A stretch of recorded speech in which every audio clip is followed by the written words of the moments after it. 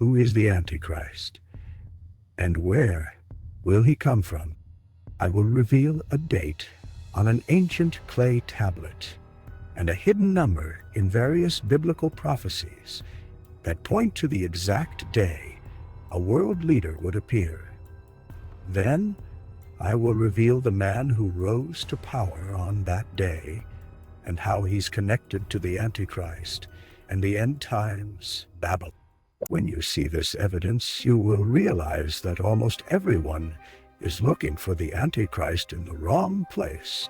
In the book of Revelation, we find the description of two men who will control the world in the end time. The first man is called the Beast. He will wage war and gain control over the entire world. The second man is called the false prophet, and he will perform miracles, forcing everyone to accept the mark of the beast. Which of these two men is the Antichrist? The Bible actually says there are many Antichrists, and the word Antichrist has two parts: anti and Christ. Anti can mean against or in place of, and Christ means the Anointed One, which could refer to Jesus Christ or another anointed person such as a king or priest. Since these two men will be working against Jesus Christ, both will be antichrists. However, the false prophet will direct people to worship the world ruler who is called the Beast, as if he were God. This world ruler will act as a substitute Christ, claiming to have come to save the world, just as Hitler saw himself as Germany's savior. So when people talk about the Antichrist, they are usually referring to this man who will rule the world. Where will this world ruler come from? And when will he appear? We find a clue about this ruler's identity in the 50th chapter of Jeremiah.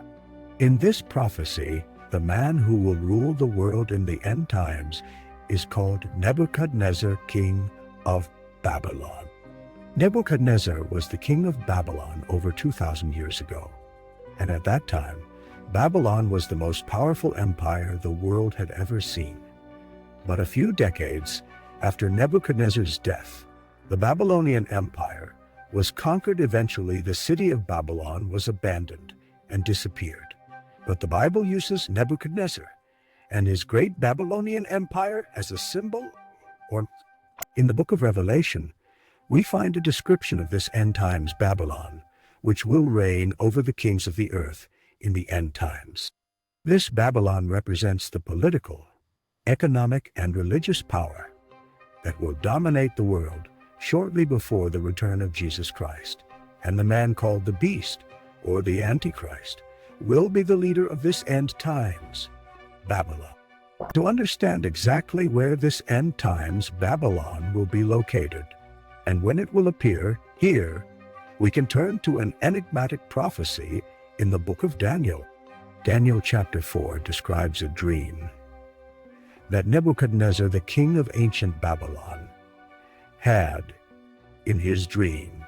He saw a tall tree that provided shade and food for all the birds and animals in the world. Then the tree was cut down, and a band of iron and bronze was placed around the stump for a period of 7 times. When Nebuchadnezzar asked Daniel to reveal the meaning of the dream, Daniel explained that the tree represented the king who would lose his sanity and wander like an animal. But after a period of 7 times, he would regain his sanity and return to rule Babylon. The chapter goes on to explain that a year later, this prophecy was fulfilled exactly as Daniel had explained. King Nebuchadnezzar lost his sanity for a time and later returned to rule the Babylonian Empire. At first glance, this prophecy seems to be only about King Nebuchadnezzar. However, many prophecies in the Bible predict 2 separate events. The first fulfillment of the prophecy is only a type or foreshadowing that provides clues about a second, greater fulfillment. Thus, we can use the first fulfillment of this dream as a guide to understanding the second fulfillment. In the first fulfillment, the tree represented King Nebuchadnezzar. In the second fulfillment, the tree could represent another ruler or even the kingdom of Babylon itself. As in biblical prophecies, the king often represents his kingdom. In the first fulfillment, Babylon was left without a ruler for 7 times. In the second fulfillment, Babylon would also be without a ruler for 7 times. But what does 7 times mean?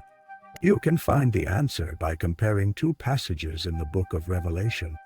Revelation 12:14 mentions a period described as a time times and half a time, which means 1 time, plus 2 times, plus half a time, totaling 3 and 1/2 times. Then look at Revelation 11:3, and you'll find the same time period described as 1260 days. So we see that 3 and 2 times equal 1260 days. Now, if you take 3 and 1/2 times and double them, you get 7 times. And if you double the number of days as well, you get 2,520 days. Going back to the prophecy in Daniel. Chapter 4. We see that in the first fulfillment, Babylon was without a ruler for 2,520 days, which equals roughly 7 years. In the second fulfillment, Babylon would again be without a ruler for 2,520 days. However, in many biblical prophecies, a day represents a year, for example. Therefore, if a day represents a year, then in the second fulfillment of the prophecy in Daniel Shter, for Babylon could be without a ruler for 2,520 years. This prophecy may thus predict that the kingdom of Babylon would be cut down and be without a ruler for 2,520 years after. The band of bronze and iron would be removed, would be appointed, and Babylon would start to grow again, eventually ruling the world under the leadership of the beast. If that is the case, we need to find out exactly when Babylon was conquered and lost its ruler. Then we could calculate the exact day a new leader would be appointed, and Babylon would begin to rise again. Returning to the Bible, note that right after Nebuchadnezzar's dream in Daniel 4, the following chapter moves forward in time to describe the fall of the ancient Babylonian Empire. In Daniel chapter 5, we see that the rulers of Babylon were hosting a banquet when a hand appeared and wrote a message on the wall.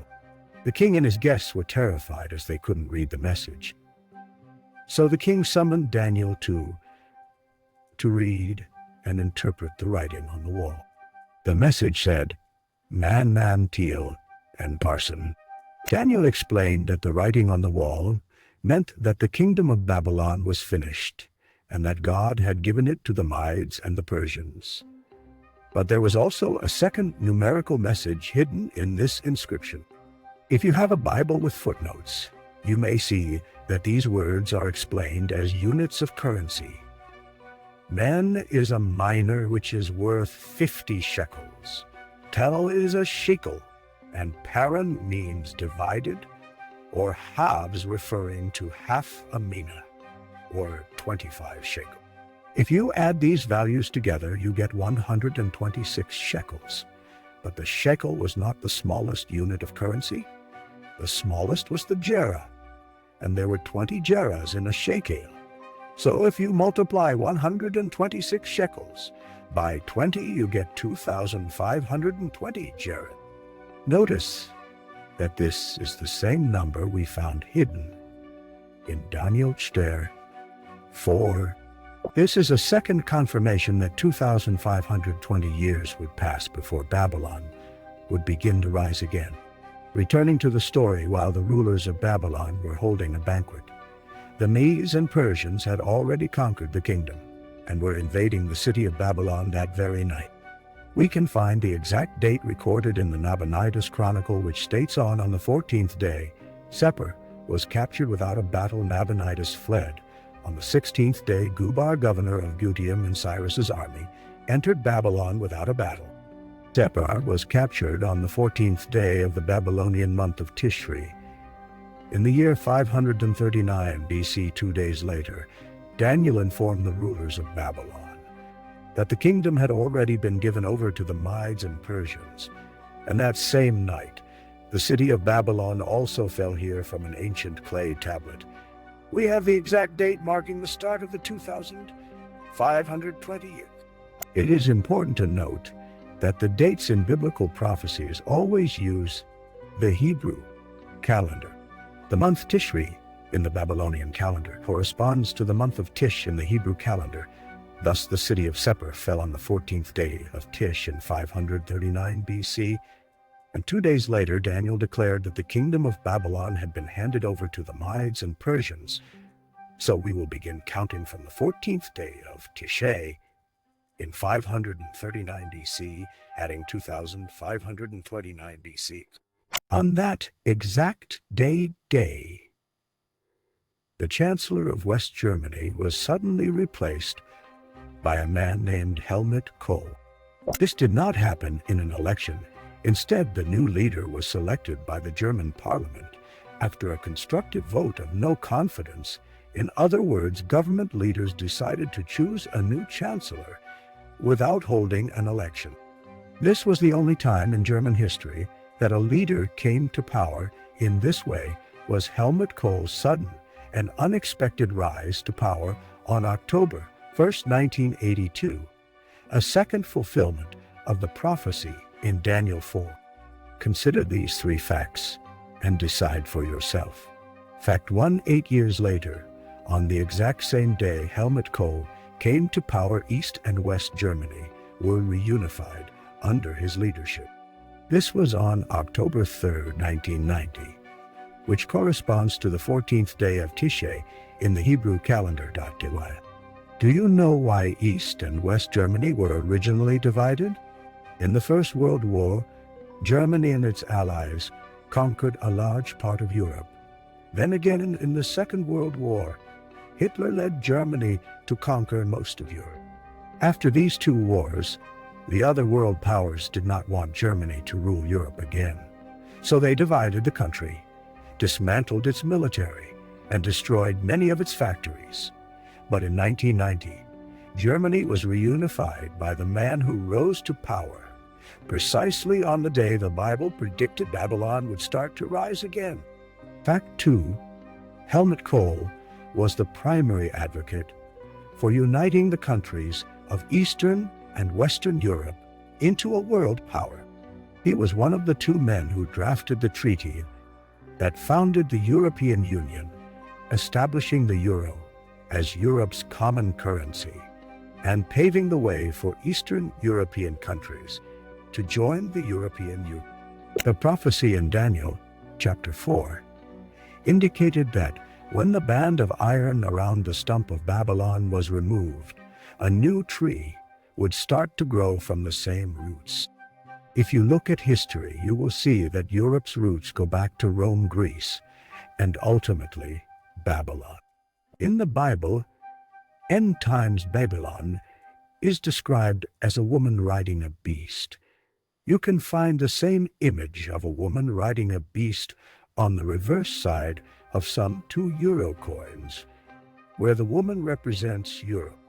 Helmut Kohl helped unite Europe into a world power, fulfilling the prophecy that a new world power would emerge from the roots of ancient Babylon. Fact 3: Helmut Kohl and his successors established Germany as the leading power in Europe and are working to make Europe the world's leading power. What are the chances that this sequence of events would begin precisely on the date predicted thousands of years before?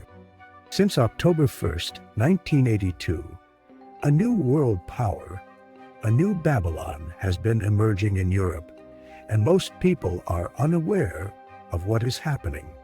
But what about the Antichrist?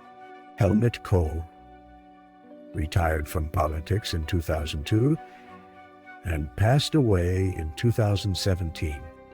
He was not the end times Antichrist who will rule the world, but his appointment on the exact day predicted in Daniel 4 helps us understand where the Antichrist will come from. The Bible predicts that a man called the Beast, also known by some as the Antichrist, will rule the end times Babylon that has been growing in Germany and Europe since 1982. Like Hitler, this man may be born outside of Germany, but eventually he will gain control over Germany. Just take my word. Warns that there will. This false prophet will use religion to deceive and control people. The only way to avoid being misled by false prophets is to open the Bible and see what it says for yourself. Therefore, I encourage you to carefully verify all the scriptures and facts mentioned in this video to ensure that every detail is true and accurate. One thing you will find when you verify the scriptures is that the Bible does not specifically say that the beast or the false prophet is the Antichrist. But regardless of which person is the Antichrist, the Bible clearly states that the beast will rule the world with the support of the false prophet. So stay alert for the appearance of these two men in Europe. When they appear, what will they do? How will they transform Europe? And what will happen to the Americas, Africa, Asia, and the Middle East? What role will countries like the United States, Israel, Russia, and India play an end times prophecy? Please leave your opinion on the video's topic in the comments, always respecting others' views. I hope you enjoyed the video. If you found this content valuable, please support me by subscribing so you won't miss any of our upcoming videos. Share this video with family and friends.